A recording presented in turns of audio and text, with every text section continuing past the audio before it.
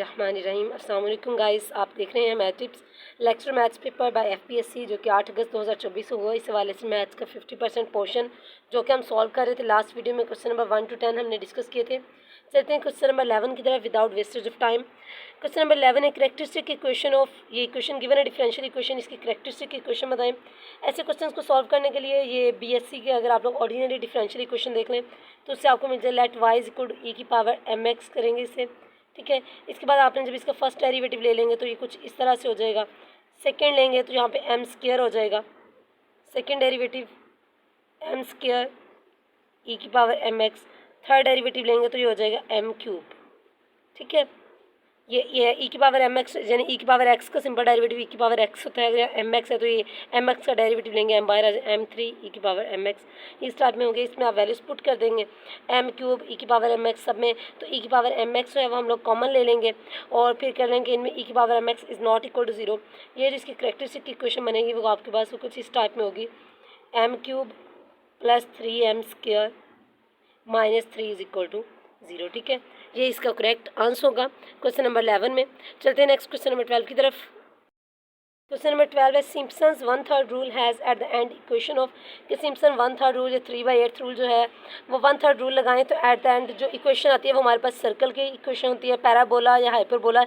इसमें कौन सी equation use होती है तो इसका करेक्ट आंसर होगा हमारे पास पैराबोला, ठीक है। तो इसमें पैराबोला इक्वेशन यूज़ होती है। नेक्स्ट क्वेश्चन नंबर 13 है कि if N is a number of objects taken R at a time, जिसमें से आर जो एट अ टाइम निकाले जाएं, आर लेस और equal to N, then N permutation R. इस एन परमुटेशन आर का फार्मूला पूछा गया था। परमुटेशन का फार्मूला क्या होता है, एन फैक्टोरियल पॉसिबल। इसके काफ़ी सारे ऑप्शन जो एक कम्बिनेशन के फॉर्म में ये जो भी गिवन थे, तो एन परमुटेशन आर का हमारे पास फार्मूला होता है N factorial by N minus R factorial, ठीक है।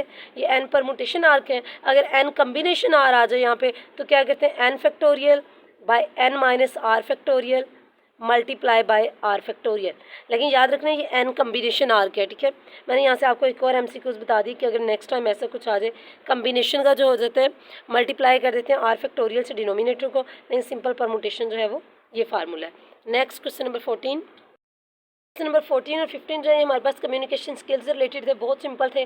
Which of this is not an example of non verbal communication की एग्जांपल कौन सी है।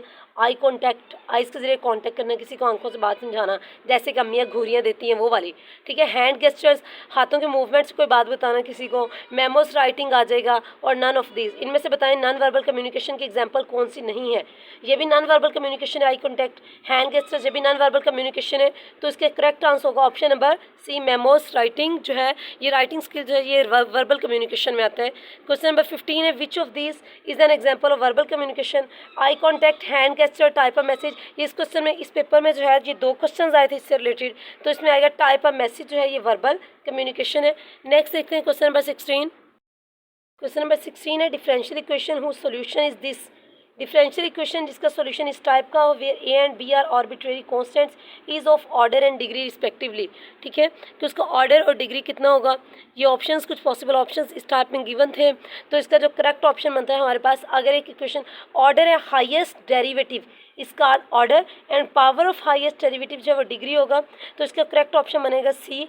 कि अगर हमारे पास कोई इक्वेशन जो है ऑर्डर 2 की डिफरेंशियल इक्वेशन है जिसकी डिग्री जो है 1 हो, तो उसके जो सोल्यूशन है वो इस टाइप को पॉसिबल हो सकता है। इससे मैंने ये AI टूल से एक एग्जांपल निकाली थी, वो यहाँ पे आप लोगों के साथ शेयर कर रही हूँ कि एक एग्जांपल आपके सामने लिखी है। अगर आप लोग इसे सॉल्व करके देखें तो आपके पास जो सोल्यूशन है वो इस टाइप का आएगा। लेकिन लाजमी नहीं है कि सेम, सिर्फ एक इसी जो एग्जाम्पल है या इसी इक्वेशन का सोल्यूशन जो है इस टाइप का आएगा। एग्जैक्ट डिफरेंशियल इक्वेशन में मुख्तलिफ एग्जैक्ट डिफरेंशियल इक्वेशन हो सकती हैं जिनका जो सोल्यूशन जो है इस टाइप का आ सकता है, और वो जो इक्वेशन है वो भी चेंज हो सकती हैं इससे। नेक्स्ट चलते हैं क्वेश्चन नंबर 17 की तरफ। क्वेश्चन नंबर 17 है which of the following is the second order differential equations. Possible option given है, बताना है इनमें सेकंड ऑर्डर। ये देखिए इसमें फर्स्ट डेरिवेटिव इन्वॉल्व हो रहा है, तो highest derivative is called order, तो इसका डेरिवेटिव होगा 1। इसमें थर्ड डेरिवेटिव है हाईएस्ट डेरिवेटिव, तो इसको ऑर्डर 3 होगा। जबकि अगर आप बी ऑप्शन में देखें कि ये कंफ्यूज करने के लिए उन्होंने जस्ट इस तरह से लिखा है कि वाई का फर्स्ट डेरिवेटिव मल्टीप्लाई हो रहा है वाई के सेकंड डेरिवेटिव के साथ, आपने इसे y3 यानी कि थर्ड डेरिवेटिव नहीं समझना। वाई के फर्स्ट डेरिवेटिव की जो टर्म वो मल्टीप्लाई हो रही है वाई के सेकंड डेरिवेटिव के साथ, इसमें हाईएस्ट डेरिवेटिव जो है वो सेकंड डेरिवेटिव है, तो इसका order second order differential equation correct option B होगा। इसे देखिए अगर आपके पास इस टाइप में हो d/dx y डबल डैश, फिर हम लोग इसे थर्ड डेरिवेटिव कंसीडर कर सकते हैं, जबकि ये ऑलरेडी उनका एक फर्स्ट डेरिवेटिव और सेकंड डेरिवेटिव ये दोनों आपस में मल्टीप्लाई हो रहे हैं, ठीक है।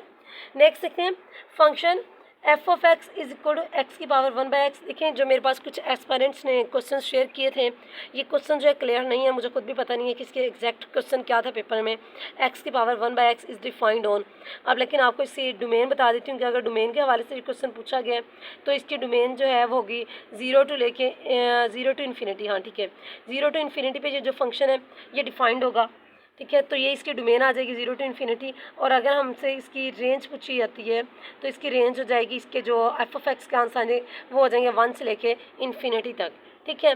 तो 1 टू इन्फिनिटी इसकी रेंज हो जाएगी, डोमेन 0 टू इन्फिनिटी हो जाएगी। बाकी अब इसका एग्जैक्ट क्वेश्चन जो है वो मुझे याद नहीं है, ये मुझे नहीं पता, तो कुछ इसी टाइम में बस क्वेश्चन शेयर किया गया था कि इस पे इसके हवाले से क्वेश्चन पूछा गया है। अब नहीं पता इसके क्रिटिकल पॉइंट पूछे हैं, डोमेन पूछी है, रेंज पूछी है, या इंक्रीजिंग डिक्रीजिंग जो भी है। फंक्शन जो है ये अक्सर जो है वेरियस टास्क में मतलब मैथ्स में यूज़ होता है, यूजुअल अनएक्सपेक्टेड बिहेवियर वगैरह के लिए, ठीक है। क्वेश्चन नंबर 19 है, सेट थ्योरी से रिलेटेड है A union A intersection B. ये सेट थ्योरी का मतलब वो अगर हम लोग उसके थ्योरम्स देखें, A union A intersection B is equal to A होता है। किस तरह से? ए इंटरसेक्शन बी, वो वैल्यूज जो ए और बी में कॉमन आ रही हैं, मीन वो लाजमी ए में तो हैं, ठीक है, और बी में भी हैं, उसका ए के साथ यूनियन ले लिया जाए, ए के साथ उसे कंबाइन कर लिया जाए, तो ए आंसर तो मस्ट होगा, इसका फाई नहीं हो सकता, इसका बी आंसर नहीं हो सकता, या नन ऑफ दीज नहीं आएगा। इसी तरह से इससे रिलेटेड एक और बता दूं कि अगर A intersection A union B आ जाए इस तरह से, तो इसका आंसर वो भी ए होगा, ठीक है। नेक्स्ट आते हैं क्वेश्चन नंबर 20 की तरफ। पॉसिबल आंसर ये भी हो सकता है, ठीक है, ये दोनों का आंसर एक इक्वल होगा। नेक्स्ट क्वेश्चन नंबर 20 है, the area of the reason bounded by the, ये थोड़ा सा कंसेप्चुअल क्वेश्चन है, थोड़ा सा लेंथी भी है, कि area of region bounded by this curve y is equal to x minus 1 mod and y is equal to 1, कि इन दो कर्व्स के ज़रिए बाउंड जो एरिया बाउंड किया गया वो क्या होगा? 1/2 square unit, 1 square unit, 4 square unit.